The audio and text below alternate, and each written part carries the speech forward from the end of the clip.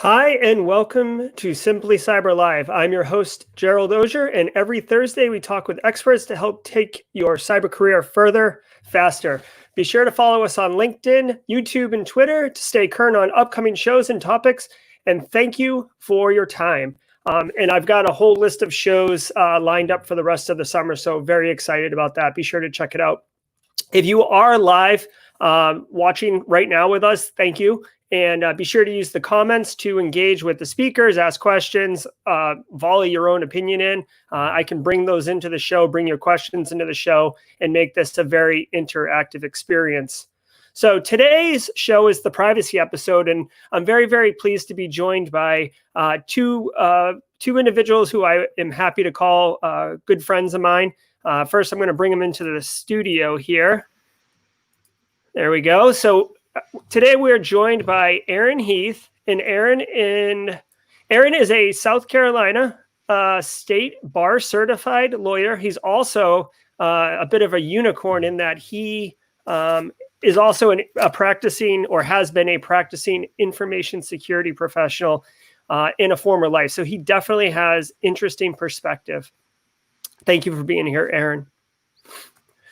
Happy to be here. Yep. We're also joined by Matt Jones. Matt Jones is a senior level cybersecurity architect. He has, I don't want to age you too heavily, Matt, but he has a significant amount of industry experience, both on the security side, and he, personally and professionally has an affinity for all things privacy. So I couldn't think of, just two better guys to bring on the show and really talk about something that is very, very current right now, very, very relevant right now, especially with things like Cambridge Analytica and Facebook and that whole mess, and the Equifax breach and these type of things. So it seemed like a good time to bring in some smart people and talk about privacy. So welcome to the show, gentlemen. Well, as with the last show, I've got to, in conjunction with the last show, I've got to say I'm not late. So no, yeah, I would say, yeah, actually. So this is Aaron's first time on the show, but regular viewers of the show are probably quite familiar with Matt Jones. He's usually in the studio helping produce the episode, but we brought him on for his talent today. So let's just dig right into the root of this privacy issue. And kind of open it up with a big topic or a big kind of philosophical question. And, basically, as far as privacy goes, gentlemen, is it a right? Is privacy a right to an individual? And I'll let you, answer however you want in the order you want. So I guess Matt has put himself on mute, indicating that he has deferred opening remarks to you. So Aaron, I'm deferring the dogs that are about to bark, I'm thinking, but go ahead. Okay. Aaron, is privacy a right? Geez, man. So that's, as usual for something like that, the devil's in the details on how you look at what you consider privacy. I mean, to me, just to jump right in, I think that privacy is fundamental to what we consider important as human beings, which is freedom of thought, freedom to exercise.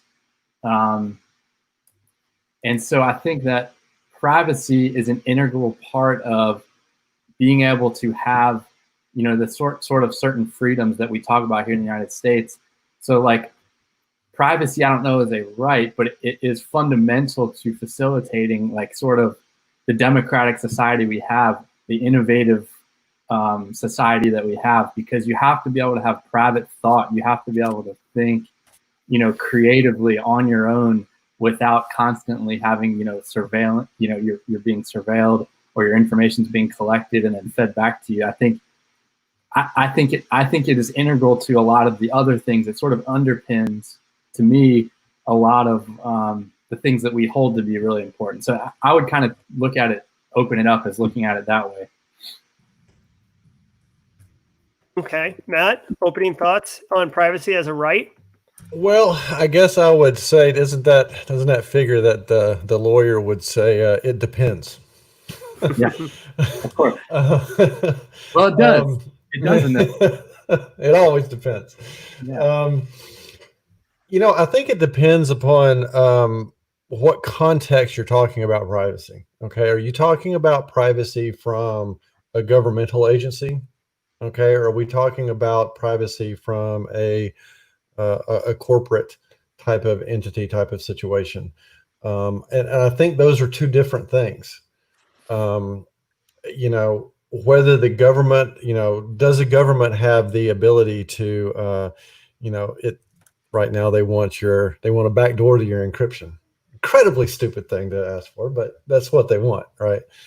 Um, I think those are the questions that really kind of gear itself towards what Aaron was speaking of. But a lot of times when we're talking about privacy, um, we're more thinking about big tech, and those types of privacy issues, and those are I don't think those things are guaranteed or protected.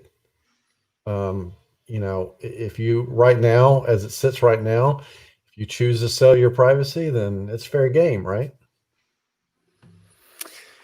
Yeah. So I can't tell if my video looks choppy here, but so I agree with you. Like, I feel that people are entitled to the opportunity to decide how their privacy is managed with relative to technology and free services online and those type of things. But kind of leading into the next kind of question or give me your thoughts on is, do you think that companies are doing a reasonable job to actually inform end users on what they're actually agreeing to in regards to their privacy? We see these, especially after GDPR, you see these like pop-ups on every site you go to. You have to click through it. No one reads it. What once you've agreed to and given your data to someone, later on you can request it be removed. But how effective is that? It's been enriched and aggregated up into several other things. So like once the horse is out of the barn, do you really have an opportunity to opt out or retroactively remove your data? So the question being, do you think that corporations have done enough to effectively inform people of their privacy and the decisions they're making in regards to it? Done enough. I don't think that they've done enough. I mean, the whole outset, from the outset, they're sort of, they got to create the rules of the game, right? I mean, and this was the only thing that's really driven any changes has been consumer demand, eventually manifesting itself in some legislation here and there. But no, I mean, it's both a hard problem to solve, understandably, but it's also, I don't think that they've done a good enough job, and nor are they incentivized in some cases to do a great job.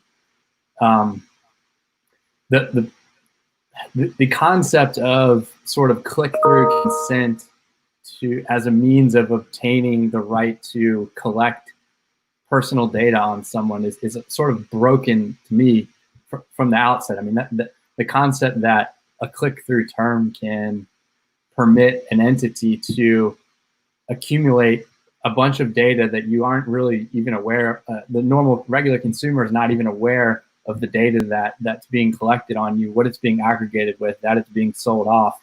I mean, it's not reasonable to expect a consumer to digest all of that, understand how that data is being used, how it's being monetized, how it's being used to build products, and then make a decision which is basically binary. It's, if you don't like it, don't use it. That's not reasonable in this day and age. Like, I can't stop using Google. Like, it's not going to, I wouldn't be able to function in the world. So I think that legislative fixes, I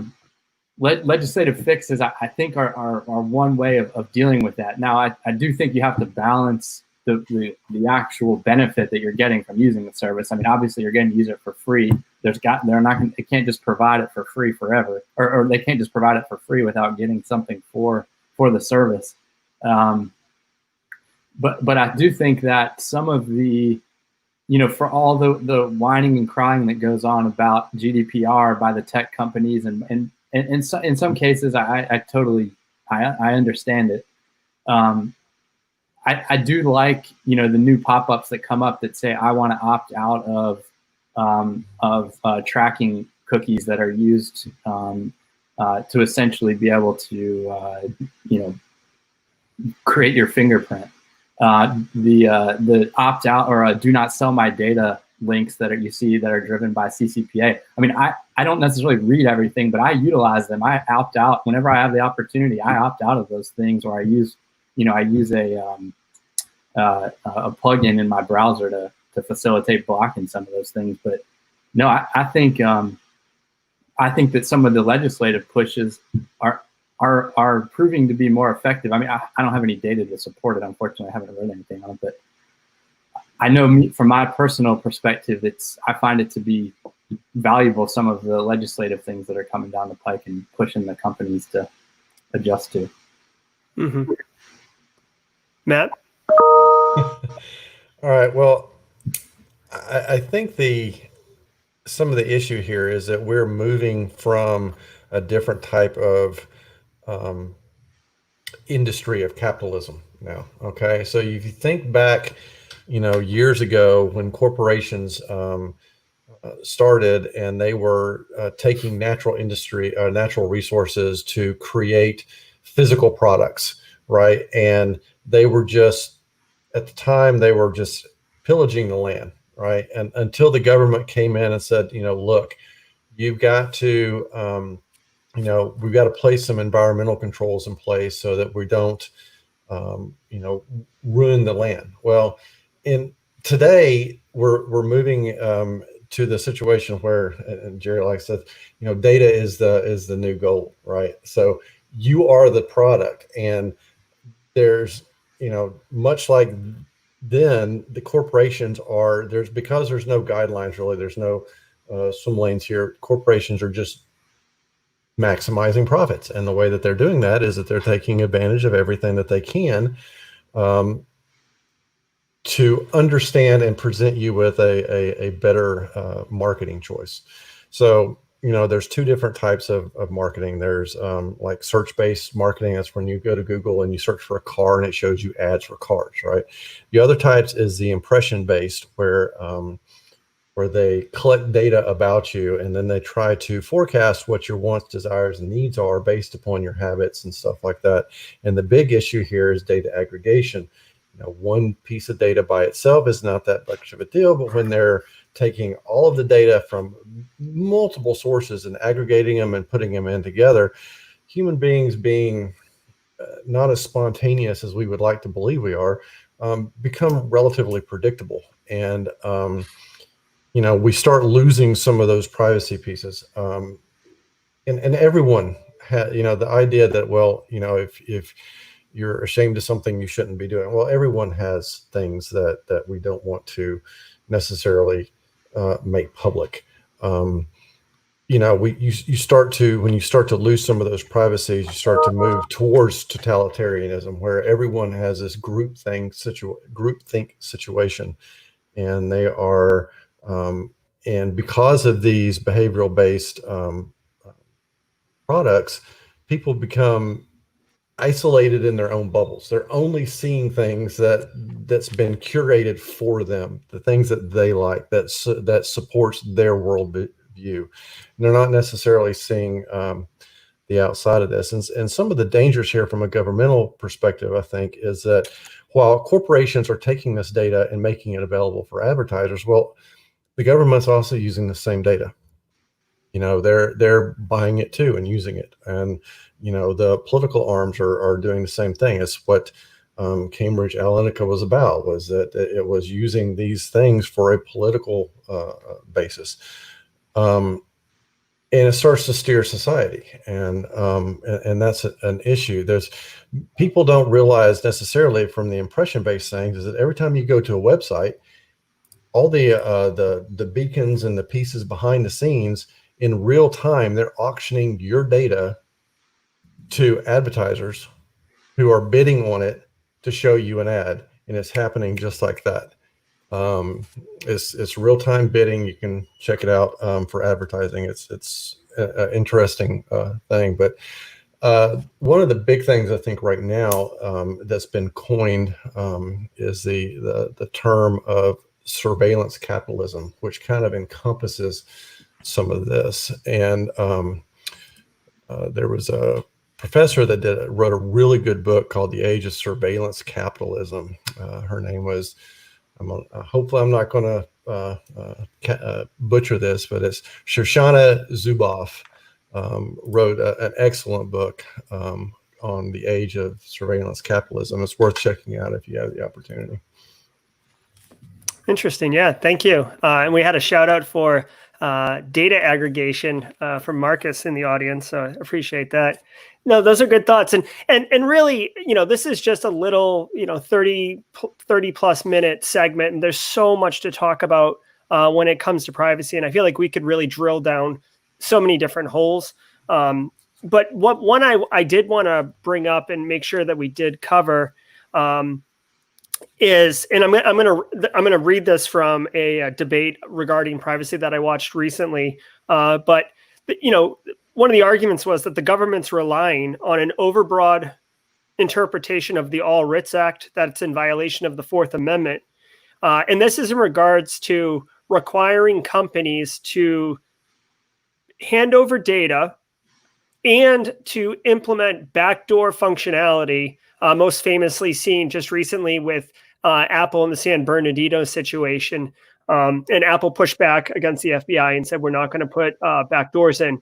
So I guess this is less about the end user and more about the other side, where giving access to certain bodies, whomever that may be, law enforcement, government, whatever, through forced capabilities and functionalities, backdoors. So I guess, what are your thoughts? And by the way, I want to preface this because the argument obviously is that by eroding some of your privacy, you are actually gaining some safety because, like the surveillance can root out the bad guys before they do malicious things, or post incident, be able to see who they were talking with, or these types of things. So I'll kind of tee it up there. Aaron, do you have a thought? Matt, or Matt? I know Matt's like vibrating in his chair with discussion around this. So perhaps Matt would like to go first. Well, like I said earlier, the idea of putting backdoors in encryption is just incredibly stupid to me.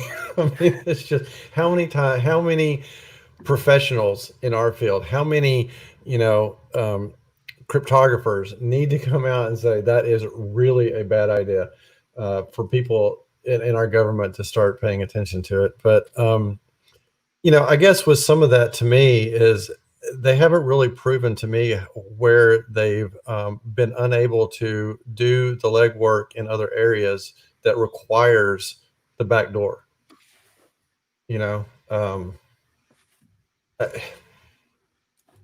For me personally, I'll take I'll give up the security.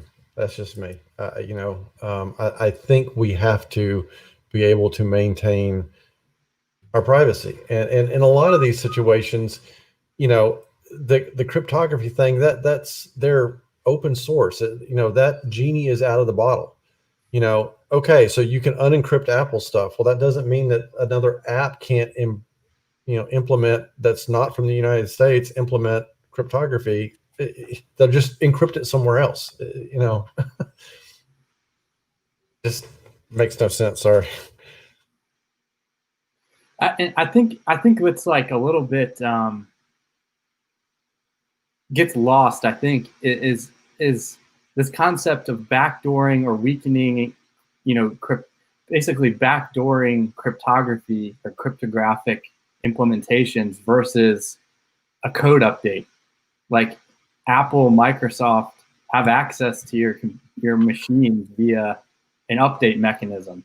I think Verizon has the same thing.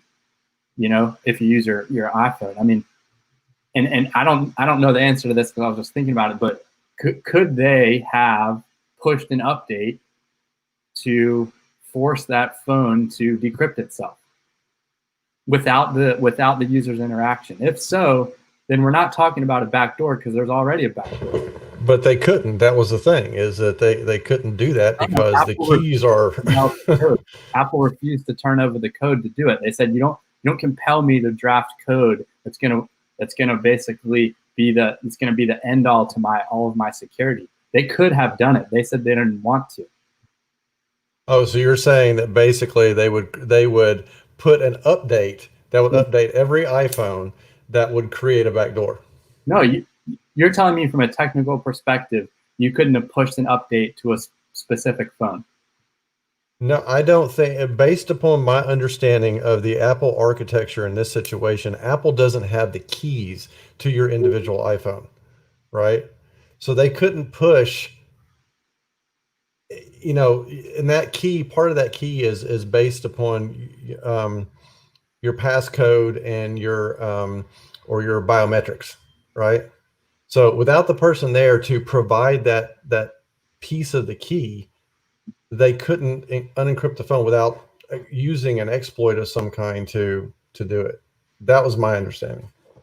So I thought that there was an argument from Apple that basically requiring us to develop this code. Yeah, that what they were saying was that you're asking us to develop a backdoor in the operating system that they would then push and be able to access it. Yeah, I think there was two things going on. One was requesting Apple unlock the phone of the terrorist, and then to prevent that pain point in the future, putting a backdoor in. So I think it was kind of two-headed element.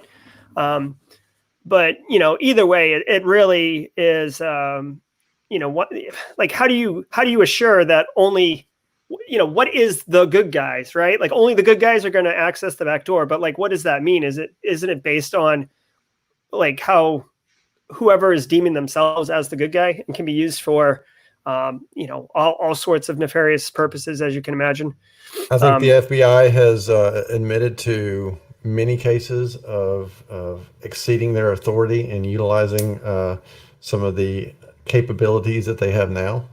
Mm-hmm. So that's what they're willing to admit to. I guess at some point it does get down to trust at that level. But I mean, you could, without creating a backdoor, require Apple to decrypt the phone, right? Apple doesn't have the keys to be able to decrypt it. That's the point. But if they can push an update to a specific phone, because they are in control of all of the code that would permit them to do whatever they want with your phone. That's the backdoor.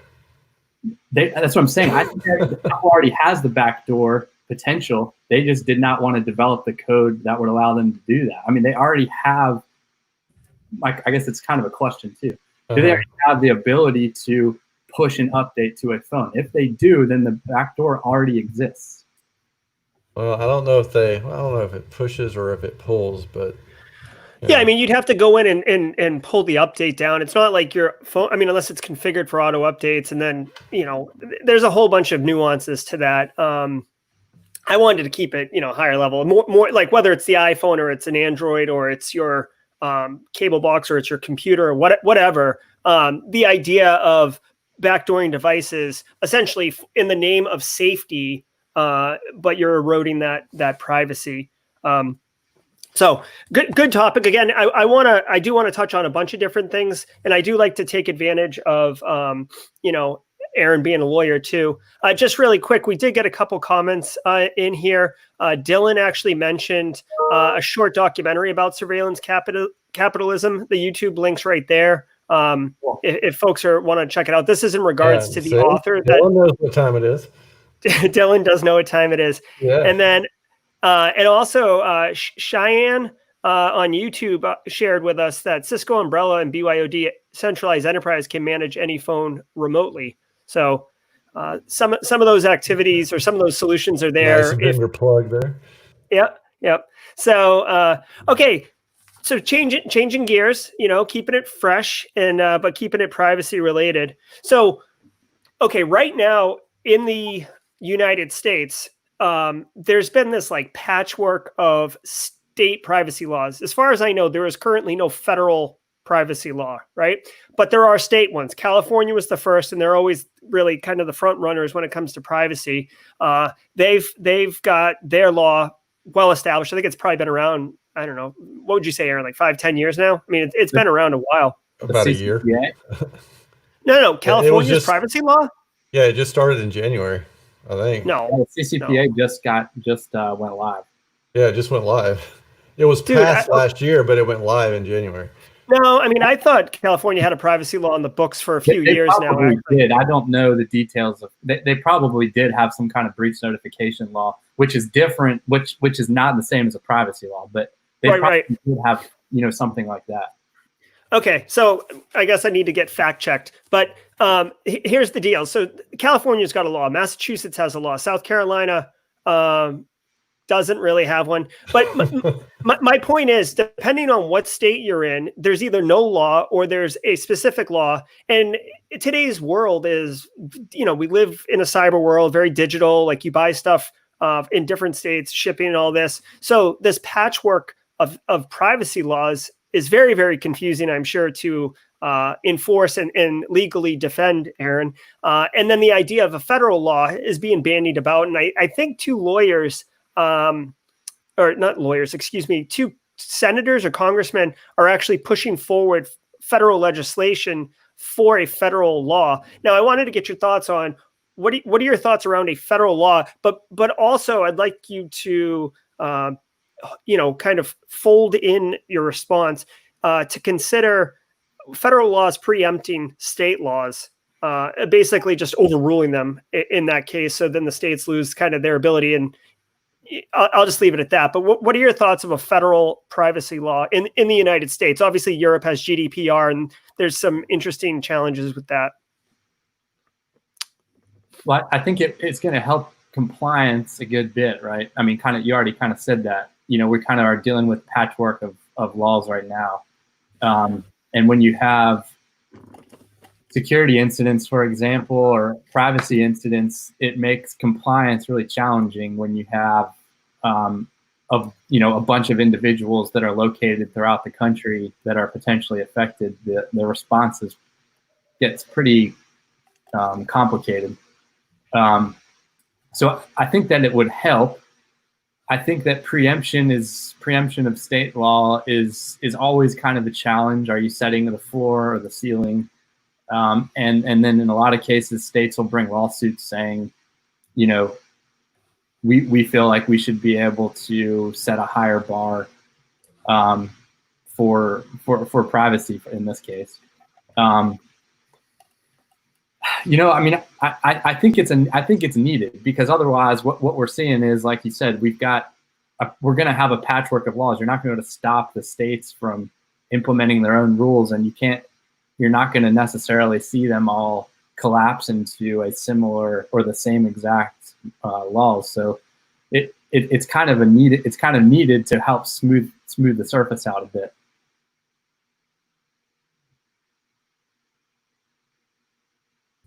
Matt? All right. So my take on this is that, of course, the telecom and the businesses want that federal legislation, and the reason why is that it gives them one place to lobby, and they're spending $20 million a year, increasing that annually, and they're not doing that because it doesn't work. So you can pretty much guarantee any federal legislation that goes on concerning privacy is going to have its fair share of loopholes, and that lobby is going to be represented well in any laws coming out of Washington.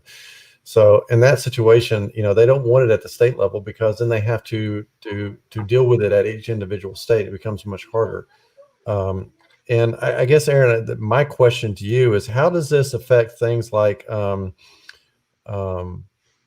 emission controls, right? We have a federal emission controls legislation, right? But then most car companies now meet California's emission controls, which is stricter. Can that be applied at the privacy level? Yeah, I mean, I guess in theory it could. And what you do, I guess what you're implying is that it drives the most privacy. What do I want to say? The most private law, if you will. The high watermark, right? The high watermark.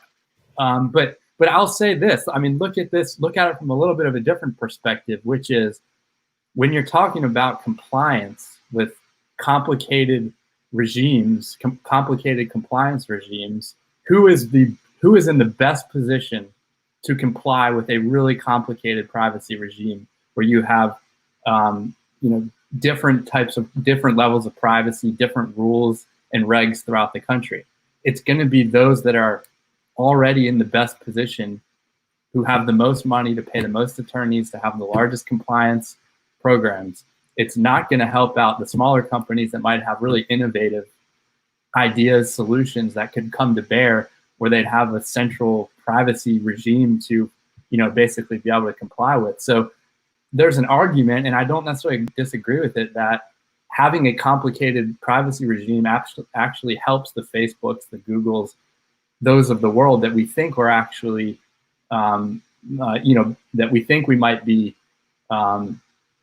making, adding better privacy by having, 50 state wide privacy regime. I think that actually hurts the little man more so.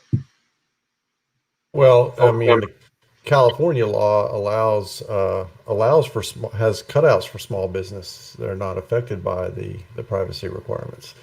You have to have a certain amount of revenue and a certain amount of customers and stuff like that before it kicks in. So some of that's already, taken care of for small business owners. Sure. I mean, sure. And in California, that's good. But what happens when, New York says, now to hell with having, this exclusion for smaller businesses?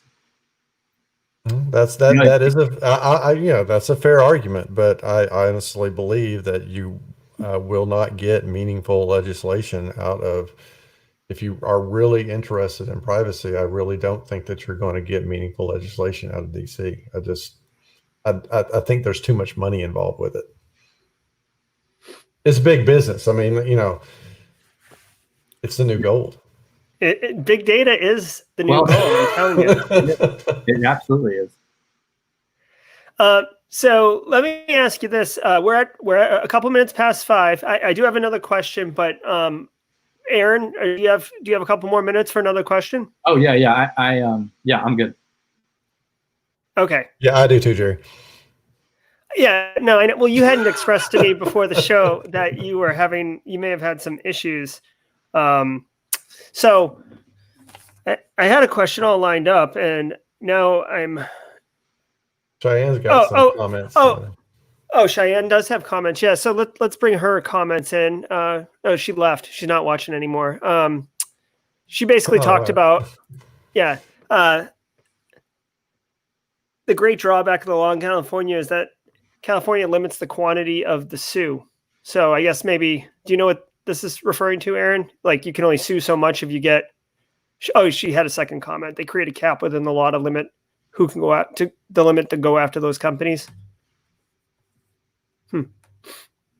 Interesting. All right. So I guess our final question today for the program is, big picture, we live in a very, very connected cyber world. Is privacy, personal privacy, possible in today's age? Is it possible?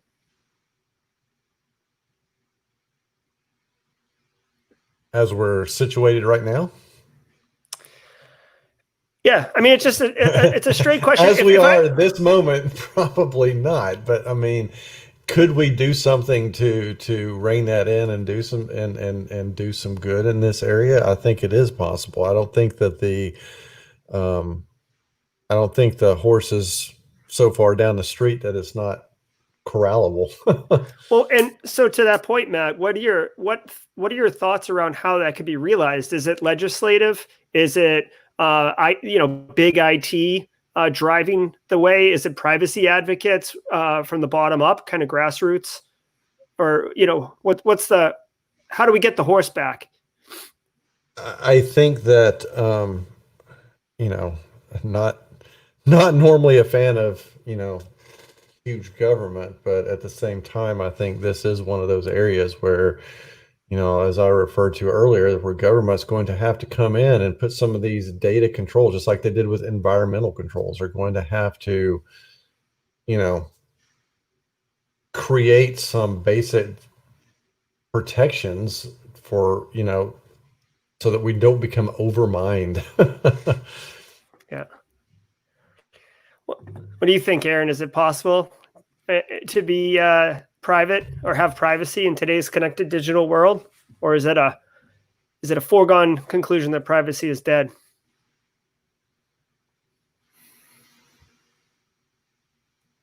It's almost like you don't know until you can talk to yourself, like maybe 10 years from now. It's such, the needles move so far in such a short period of time, and even our current concept of privacy is different than it was 10 years ago or 5 years ago. So it's very relative, and it's hard to even really know where the marker should be or really where it is. I think that's part of our problem, is that most people don't realize the level of impact that their loss of privacy is having on them today.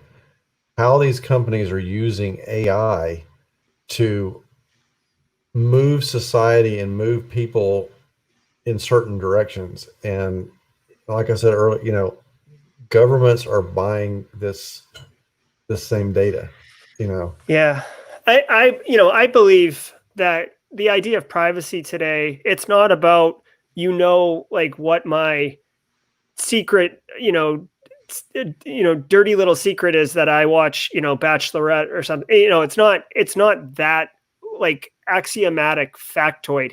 It's the ability to influence me because you know what I like and Right. what I want to spend my money on, and you know how to tip me in such a way that I feel like I've got freedom of choice, but in reality, like you've pointed me and pushed me without me knowing. And I think that for me was when I kind of realized that was the point when I went from the guy who said, well, I have nothing to hide, what do I care, to, I do want privacy. I understand sharing some things so that convenience and safety, but being deliberate about that sharing and understanding how it's being used makes me feel like a little bit more empowered with how my privacy is treated.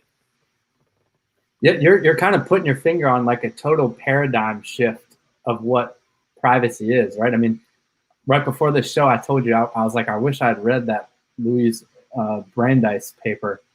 That I think, God, when did that come out? Beginning of the 1900s.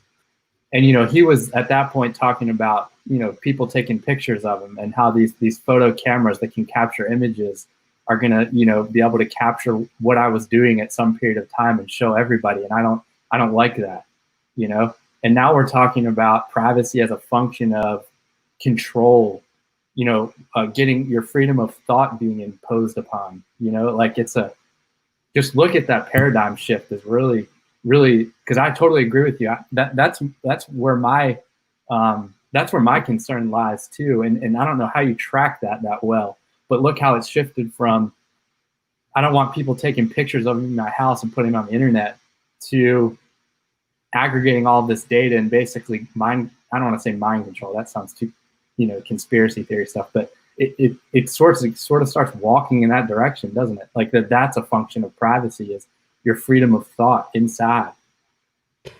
and you don't realize that it's doing that. It's and when it's crossing over from your browser to your mobile device to Mm-hmm. you know your TV viewing, the things that it's suggesting that you might want to watch on TV, and I mean, it's Yeah. And the metadata too, how long between selecting, everybody well, at least I feel like everybody jokes about this, but like you watch Netflix for an hour, but you really watched it for 15 minutes because you spent 45 minutes flipping through all the different options. So that metadata of how long it took you to select one, or the metadata of, when you did put something in your cart, but before you hit purchase, that time span, and how can they shorten that time span and stuff like that. when So you're it's going interesting. through a news feed, you're going through a news feed. You don't click on anything, but you pause on something to, every time you pause, it said, okay, you were looking at this and you spent an extra 3 seconds looking at it, and you don't necessarily have to click it anymore. Mm-hmm, I mean, mm-hmm. Yeah. And Cheyenne chimes in and says that, privacy can, will become more of a concern as we move towards cyber warfare.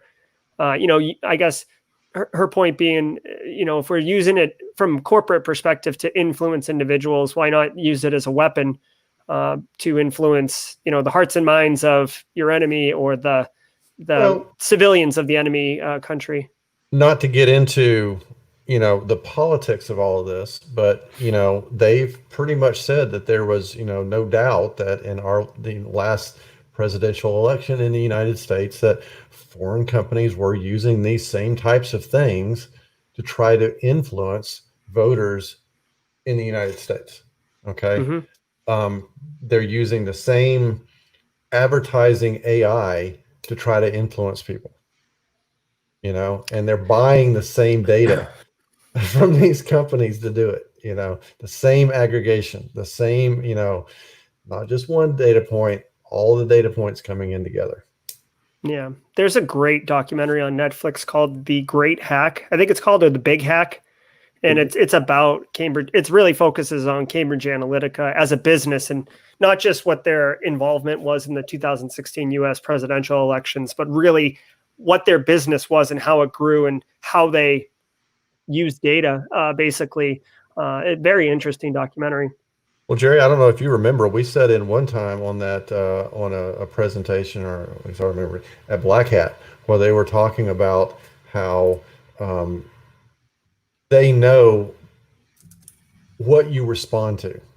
Do I respond to attack ads? Do I respond to friendly ads? Do I respond to, how does selling an idea to someone work? And they know, and they're creating they basically have created for most people a mock-up of them, a virtual person of them, and then they Mm-hmm. just feed stuff to it, and then they know how to shift and move a population. Yeah. Well, it's all great stuff. Any final thoughts around privacy, Aaron or Matt? Well, we didn't get to talk about, we got to look at both sides, right? And there's a balance. Actually, it's not about looking at both sides. It is, but my point here being, there's a balance that you often have to figure out, and it's really challenging, of where the line is between what should be private and what should not be private, or what you need to give up, right? And what we didn't get into was the COVID-19 stuff and contact tracing, and that really, really, to me, highlights this like really difficult position we're in right now with COVID, where it's like, wouldn't it be nice if everybody knew whether or not they had bumped into somebody, been close to, likely exposed to COVID-19, somebody who was diagnosed positive. But the downside of that is look at all of the information that would have to be basically in one way or another within that system utilized in order to be able to effectively accomplish that, to be able to really, defeat or whatever, an epidemic that's, largely impacting people. Wouldn't companies just love to get their hand on that data so they can start marketing to you tissue paper or cough drops? Another facet of privacy is trust, right? Like trust, because there's certain entities that I'd say, yes, go do what y'all need to do. Let's do it. There's other entities that get put in the mix where you're like, you guys kind of have some different. I know you guys have some ulterior motives here. There's just this trust issue, which is an integral part of privacy. But I think this whole COVID thing really shines a light on the difficulties with trying to find this balance. Well, and that's the problem when we look at COVID, we look at some of this stuff.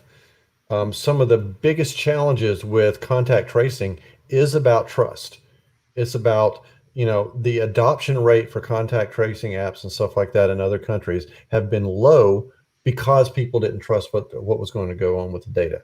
And part of that is systemic from the way privacy has been handled in the past. Yeah, it creates a barrier in and of itself, that lack of trust, right? Mm-hmm. And a barrier to adoption or effective implementation. Yeah, and we didn't even get into the securing of those systems or the securing of that data or the abuse of those systems, because they can be abused. I feel like when we talk about these things, we're always talking about the ideal use case in the perfect situation with no, malintent or anything like that. And that just further confuses and makes the ability to trust so difficult. Well, with humans, there's always will be abuse, and there will always be there will be a hack. That data will be gone. Ask all those government employees who had their data taken. Well, they all trust the government. That affected quite a few people, including myself, unfortunately. So we didn't get to talk about my kids, my facial recognition, whether my kids have privacy. Well, I actually had a whole line of questioning. If either of you had said that privacy was a right, I was going to then lob into, well, if it's a right, then why are parents allowed to put spy apps on their kids' things? And, and mommy bloggers can take pictures and post them online of kids without their permission. And we could have gone down that whole rabbit hole. But because it's my phone, not my kid's, not my daughter's phone. Okay. We'll have to process, I think. Yeah, we'll have to have a 2.0 privacy episode with this. But we've been talking with Matt Jones, senior cybersecurity architect and all-around great guy. And we've been speaking with Aaron Heath, South Carolina bar certified lawyer who has dabbled in the cybers, and both good friends of mine. I appreciate it. So thanks, guys, for being here today. I do want to close out the show with one thing for the audience really quick. Just as a heads up, let me do this. Just as a heads up, I wanted to make you aware of the upcoming shows that will be on SimplyCyber Live. We, top down for time-based. So this week was the privacy episode. Next week, we'll be talking to Dami around innovative approaches to cybersecurity awareness. We'll be talking to John at the end of June on cybersecurity certification roadmaps, kind of telling you which ones to take, when to take them, and how to take them. And then you can see the rest here. We'll be talking with Matt and Corey. So a variety of topics, across the spectrum of cybersecurity, and just having a good time with this. So thank you guys for being here today. Thank you in the audience for participating and joining us in this discussion. So I do have one question for you, Jerry, before you go. Mm-hmm. So I know the next episode you've got your focusing on security awareness, right? Yep.